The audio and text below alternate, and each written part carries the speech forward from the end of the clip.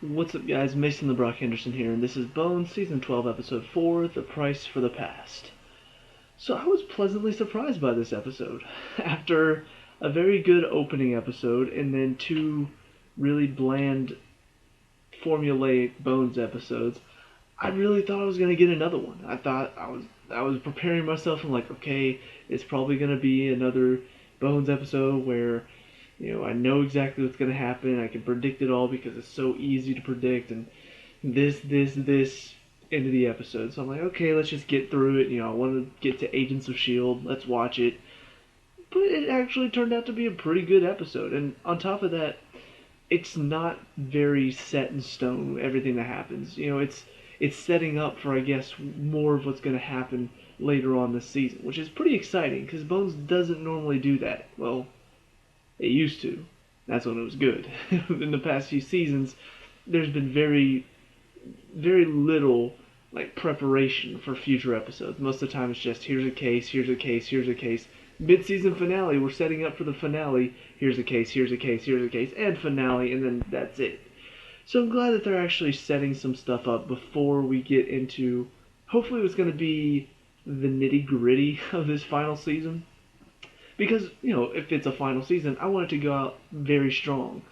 And episodes 2 and 3 did not feel very strong at all. So I'm hoping that this is kind of a turnaround saying, okay, those are just some filler episodes just so we have some stuff going on in the background, some stuff going on with the team itself. Now we're getting into what the story's going to be about. So we've got two things going on, one of which I thought was kind of just a throwaway thing, but as it turns out, it may actually start to form a bigger plot in this season, and that is, of course, Aubrees Dad. And he's been talked about from time to time in the past couple seasons, as once Aubrey came into the team, it's kind of like, okay, who is this guy? And we learned a bit about his dad, and we learned his dad is not a nice man, and we learned he's actually a criminal. So he's been kind of interesting, and I mean, Aubrey has been pretty much my favorite character over the past two seasons because he's been the one with the most personality, in my opinion, where the rest of them just kind of became bland versions of themselves. But this whole thing with his dad kind of gave him extra edge. It's like, ooh, now we've got some mystery going on. Who's his dad? What's he like? And all that stuff. And so it's very interesting to see now his dad is in town and they're trying to get to him and he's trying to put his dad away. But he can't get to him and now he's got money so he's probably going to go underground. I'm hoping this becomes a big deal. I'm hoping it becomes a big storyline. I don't know how they do it because it's mainly about, the forensic anthropology and all of that stuff. I don't know how you get Bones involved in there. But who knows? Maybe he'll kill somebody and they have to use the bones of the victim to figure out where he is. That'd be interesting. But yeah, I'm really excited. I'm hoping they're going to do more with that. I'm hoping that's not just being talked about and then shoved to the side like, oh yeah, Aubrey's dad. Okay, now let's move on to other stuff. No, I want more of that. But the other side of the story is honestly something I thought was going to be very cut and dry and turned out not to be. And that is the stuff with Booth and his former friend slash guy who was the priest at their wedding. I don't remember that. I feel like he should have been maybe a bit more forementioned. But apparently this guy, he was in Booth's team, or not team, squadron whenever they were in the war.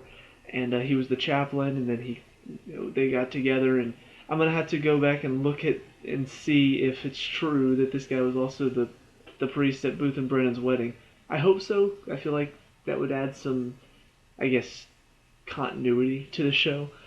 But yeah, he ends up dead, and Brennan figures it out just by, a little bit of the facial reconstruction and seeing some old war wounds that she knows Booth has as well.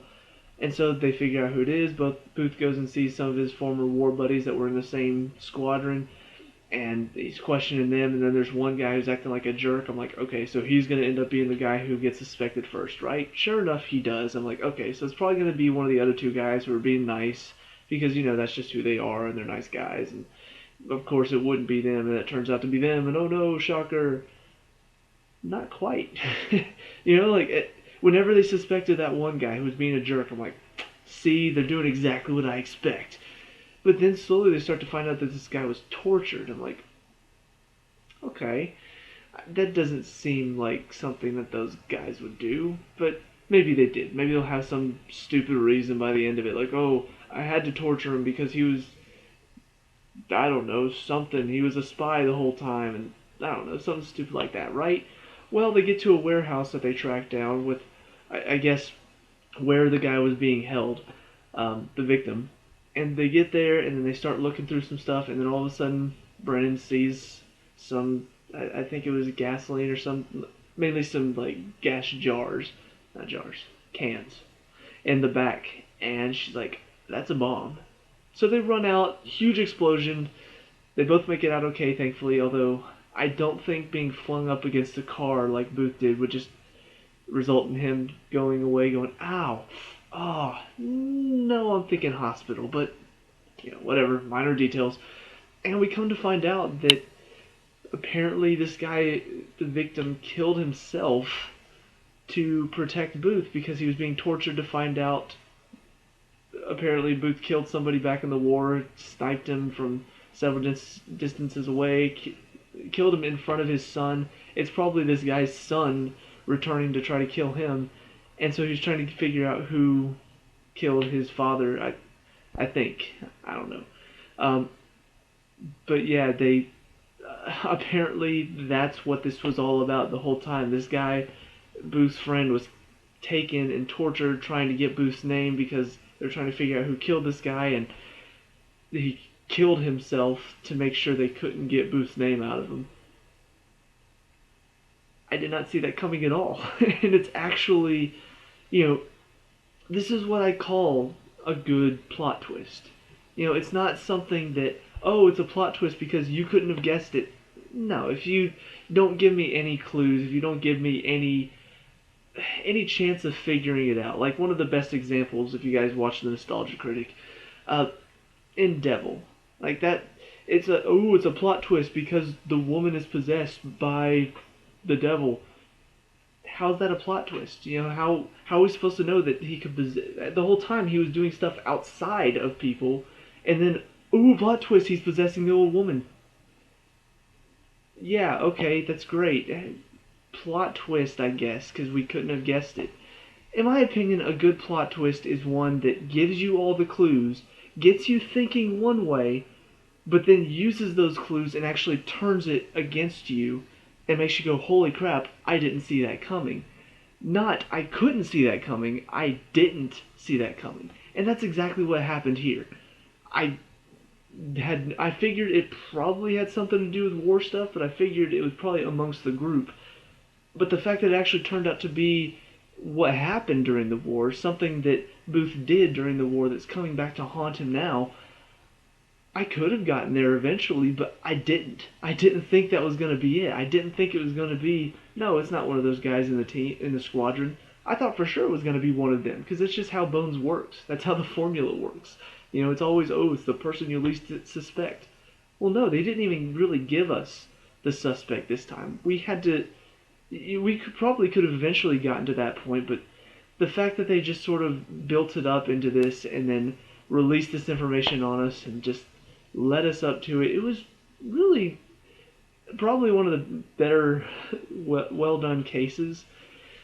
Not that it was much of a mystery, like if you don't even know who the culprit is, if you don't ever see the suspect, you can't really call it a mystery per se, but it's still much more interesting of a case to watch than, oh, here's the formula, we suspect him, it's this guy.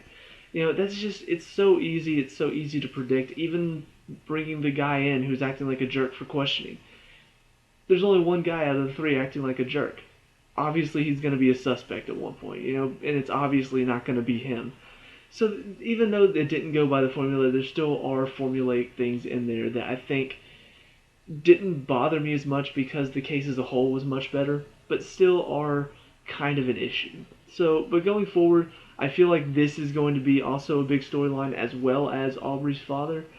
I hope they balance it well, and I hope they don't just shove this to the side for a few episodes and then bring it back up later. I want this to be, okay, this guy is actively seeking out Booth and his team, trying to figure out who killed this guy over during the war.